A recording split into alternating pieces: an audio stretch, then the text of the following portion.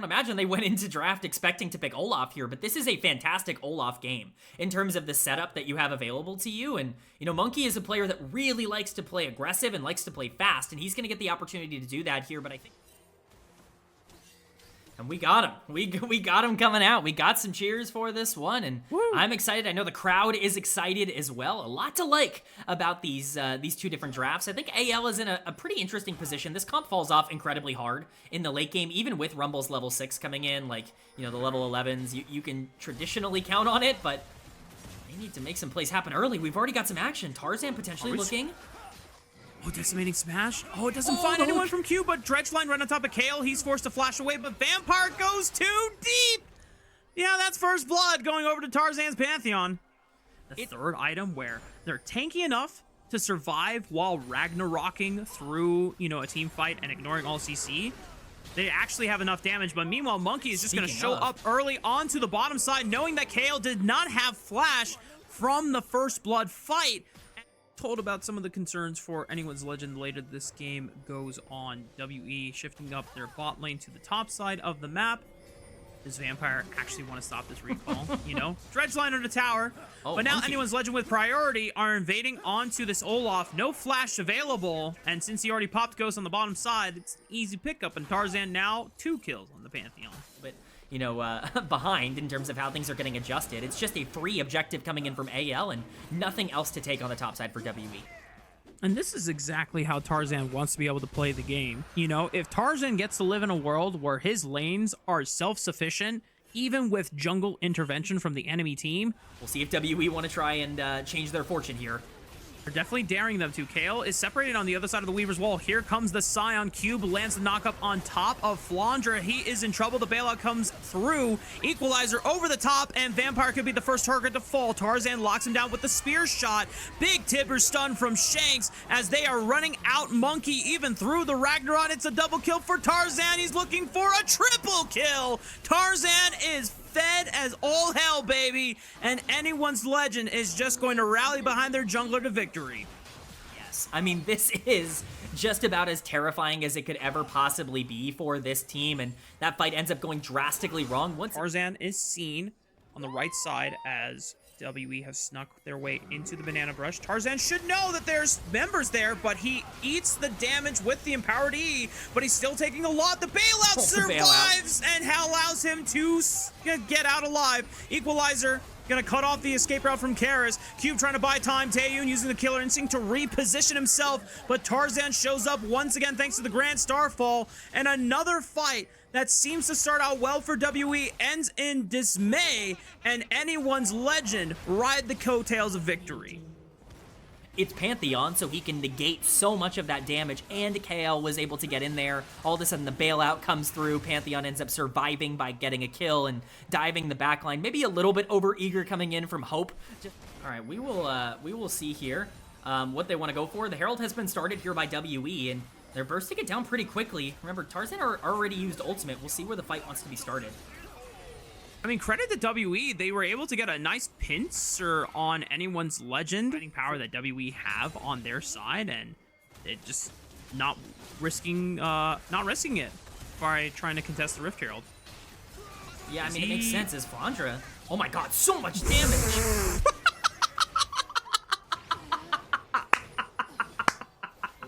Monkey wasn't there anymore. The Olaf showed up and then he was gone, but I mean, that's what happens when you run into a Rumble Annie combination and you have no MR.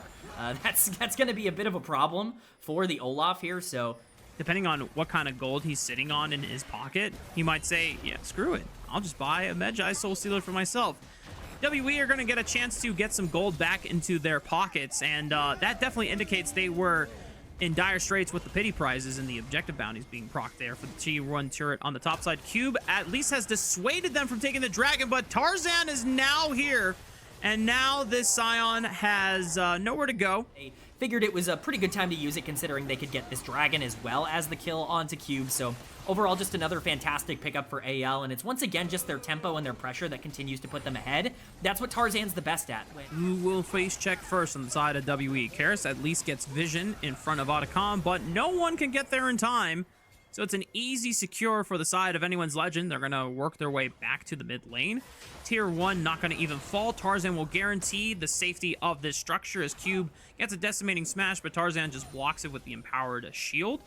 And now the rest of WE, do they fancy a fight here in the river? It would be bold. It would be very bold. I think that's correct. Flandra on the flank.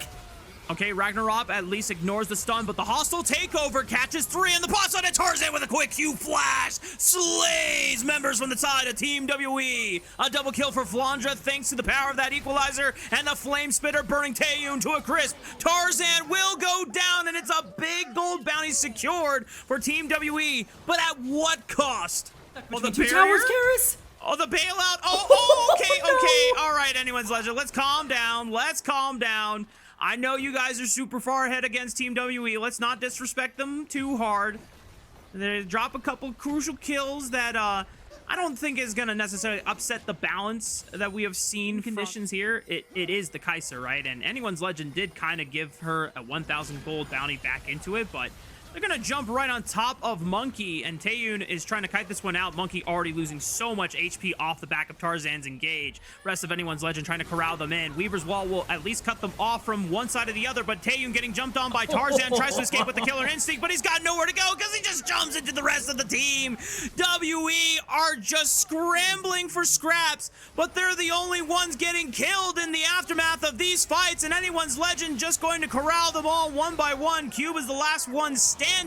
Not a single member drops from the side of Anyone's Legend. 5 for 0 ace, and that's the sold for theirs to claim. Quite a long time. I hope we'll get a replay of this so that I can kind of detail where exactly a lot of the CC ends up coming in, because most of the members of WE did not have a single second to move in that fight, which just is incredibly tragic considering how much gold they are in the early game, and you know, we can start taking over later. I don't mind. You know, I'll put my ego aside. Flandra? Oh, no way, he just kills Karis. Flandra's just about to style on Karis. There's 3 seconds before this Weaver's Wall. There's no room for him to go.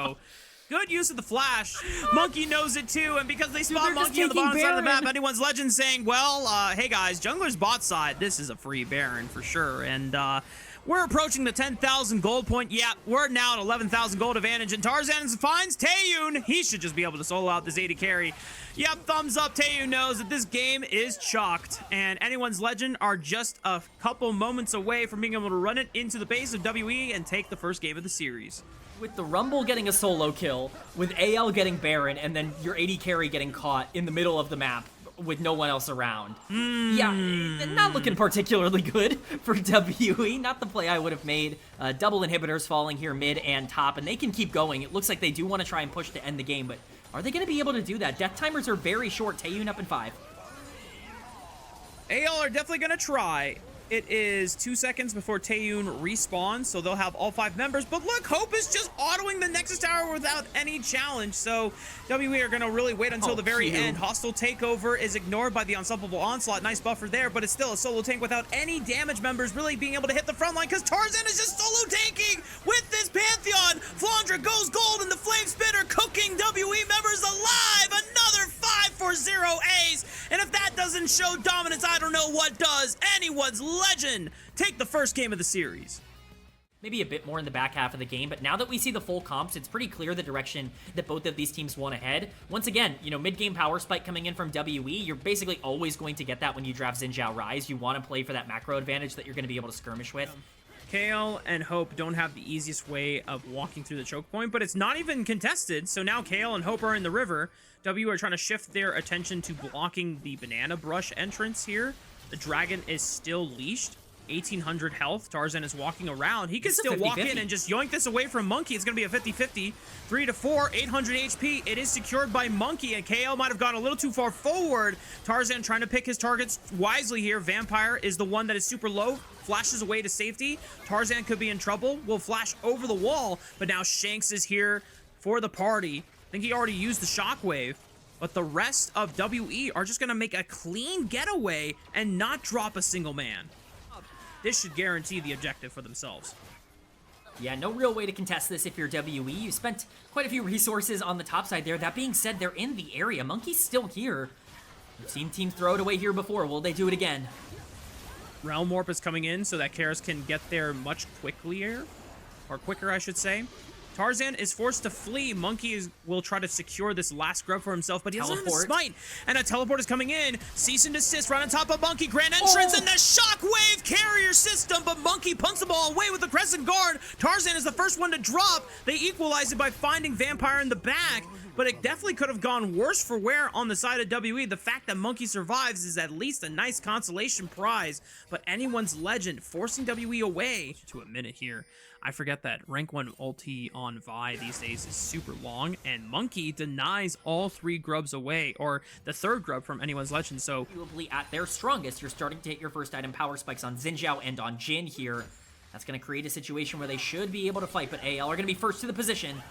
Yeah, Vampire jumps onto the Recon, but now gets charmed up by the quickness. Vampire trying to flash away. The rest of anyone's legend turning on to Monkey. Crescent Guard keeps some range damage away, but Shanks just walks up and down, smashes the flash. Featherstorm from Hope will ensure that Vampire falls, and Cares without a flash means that he cannot escape the shockwave this time around.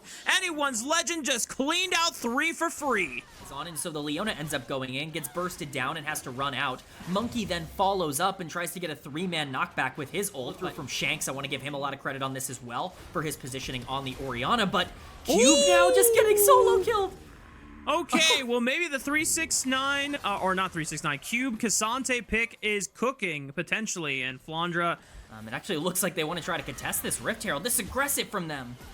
They know that Vampire does not have flash. He gets the stun onto Kale and stops him in his tracks. Cube teleporting over, now looking for a setup, but no one is really in position to be taken on a ride with the all out, but he buys enough space to guarantee the Rift Herald secure for Team WE, but that leaves Flandra all by himself on the bot side, so he's going to get a chance to unlock the first tier 1 turret of the game, especially since Cube is not able to continuously hammer down the advantage or bring even more members to make it accelerated. Now, Kale opening up and engage here for Tarzan, still holding on to the cease and desist, using the charm of the quickness. The shockwave pulls them right back in. Flandra has teleported to the fray, and someone just got sent up to high heaven, and Monkey comes crashing back down to earth alongside the rest of WE, and now Karis is on the run, forced to flash the Dark Procession. Shanks is very quietly starting to get very scary, and I think that is a big problem for WE, because look at the builds on WE when you look across the board. Your 2 main frontliners here in the Cassante and the Leona. Well, Cassante's full armor. He's got the Sunfire and the Bramble, now the Thornmail. Continuing the split push antics of the Yorick. Karis cannot join this fight unless he wants to give up pressure. However, Flandra is recalling, so there's a chance, maybe, for Rise to join the fight, but they don't even need him. WE. In terms of how they want to do this, you know, we'll see if it can actually get them anything. Right now, it just looks like tempo, but Tarzan also on the other side. He's going to get spotted out with a blue ward. Okay, well, Kale got locked down and a little too far forward, but you know what? Anyone's legend, if they are willing to say, you know, support life for tier 1 turret in the mid lane, then hashtag worth. Do some chunking on the side of Team WE. Are we going to get a classic game-throwing fight over blue buff? I hope so. Okay, that Soul Flare just goes wide, and now that's an easy shockwave to initiate. The charm from the quickness rounds them all up, but somehow Monkey survives. Karis does not get to live so graciously. And anyone's legend, knowing that it's past the 20-minute mark and they just forced off multiple members from the map, that's a free Otacon. Yeah, that's why they were positioning on the top side here and playing so aggressive. They understood that if they could force a fight around this area, WE have no way to be able to contest over Otacon. Obviously, things go pretty disastrously for WE, but again, I don't imagine things getting better. We even saw part of the Wombo there. You hit a shockwave on 1, 2 members. All of a sudden, Rakan can follow up completely effortlessly. Tarzan can dive the backline, and there's really no answer. If Hope's able to just sit on the backline and get out his own damage, he's going to be just fine. And look again, it's protection coming in from the Xayah. 1v4 in between 2 towers. Now has to sidestep multiple curtain call bullets, but now Kale gets to step up. Flandra even flanking. This is what I was talking about in draft when I mentioned the Xayah being a really interesting pick. I know we mentioned that the Vi Xayah synergy isn't always on point. I'll have to get to my point later, though. There's a fight going on here. Shockwave again, and cease and desist guarantees the finishing touches on both Vampire and Karis. Shanks is no longer quietly carrying. He is definitely making a huge statement on the map. 5-0-4, deathless on the Orianna, the biggest shutdown bounty on his head, and I don't think Team WE are ever getting at this game. She has so many peel tools that she can buy enough time without even really sacrificing all that much for the rest of her team to get there, and then the playmakers can start getting to work. So we could perhaps see even more. Cube is getting very low. Shockwave used. Yep. And Anyone's Legend just going to brute force this tier 2 on the bottom side of the map. And the way that you have described how well this Saya works when everyone else from Anyone's Legend is just pretty much freedom in dictating the pace of the game, is now the rest of Anyone's Legend pressuring WE out of this river. And Vampire, unfortunately, is just too far forward and too slow on the Leona to escape. Lock of the Irons are already used. Crescent Guard will pump back one. It's a 1-for-1 trade. And now the Featherstorm is going to allow Hope to reposition. Tarzan may have gone a little too far forward. Maybe this is a chance for WE to really capitalize. Shanks will survive as Monkey looked for the finishing blow, but Hope does fall. And wait a minute, Anyone's Legend might have just been caster cursed, because WE have just found the best fight they could have asked for this game. Longest, most secure fight in the world. You don't have this big frontline tank that you can play front to back with. You need to be able to execute on whatever engage you end up looking for. So it definitely is still on AL to be able to make it happen. The problem is they still have a ton of pressure on the map, and if WE want to push forward, you know, being able to use a summer spell. So yeah, some supports like Hex Flash. Tarzan looking for the flank. Oh, no it's way. Taeyun is the target, and KL tries to flash forward with the quickness, but Taeyun is able to distance himself with the flash. I mean, yeah, no one can follow through. He's way too deep, and now he's able to re-engage the fight with the curtain call. Chorus with the Realm Warp is going to bring everyone else back in. Hope tries to reposition with the Featherstorm. Shockwave only hit one member, not that much damage. Monkey trying to survive, falls to Flandra on the Yorg, and he's able to make the difference here. And now Cube is separated from the rest of his backline because no one can step up to the Maiden. Flandra being able to be the big equalizer, and Hope flashing forward after Karis will ensure that this Rise doesn't get the machine gun them again. Anyone's Legend still maintaining Tarzan on the map will give them the advantage necessary to take this Baron. How the hell were they bailed out in that fight? How is it possible that AL can initiate an exchange that poorly and still walk out of it with a victory? That just goes to show how strong these members were on the back end of it. It looks like they're going to be able to get Baron off of this as well, which is absolutely ginormous. We'll see if they want to wait a little bit of time to try and get it onto Shanks. Nah, they just want it now. It does not matter for them. Made by WE ends up getting incredibly punished, and it's not just Baron. It looks like it's going to be Soul Point going over to AL as well. Yeah. Active items, it really seems like Cube is taking a lot of damage from this Maiden. Meanwhile, Anyone's Legend now pressuring the mid inhibitor turret. There's the Shockwave! Monkey forced to pop the Crescent Guard. Will be able to escape. Vampire, not going to be the case. And Anyone's Legend now working with a 5-on-4 guaranteed for the next 30 seconds. Yeah, they're going to be able to take 2 inhibitors at the bare minimum here. It will be mid and bot going down. We'll see if they want to stay for more. It is a 4v5. They are going to push in here. Oh, yeah, baby. Let's see how far Anyone's Legend can go for the next 20 seconds. Cube taking a lot of damage. Cease and desist right on top of Taeyun, and he is exterminated. Hope with the feathers will rip it out of his back. Taeyun bites the dust, and the rest of Anyone's Legend will clean house on any remaining members from WE that tries to step up and square up. Shanks flashing backwards, just guaranteeing his life, but that is the series, that is the game. Anyone's Legend sweep WE 2-0. These were some of the best highlights from today's matchup. Which moment was your favorite? Let me know in the comment section below. This is OP, and I'll see you tomorrow. Take care.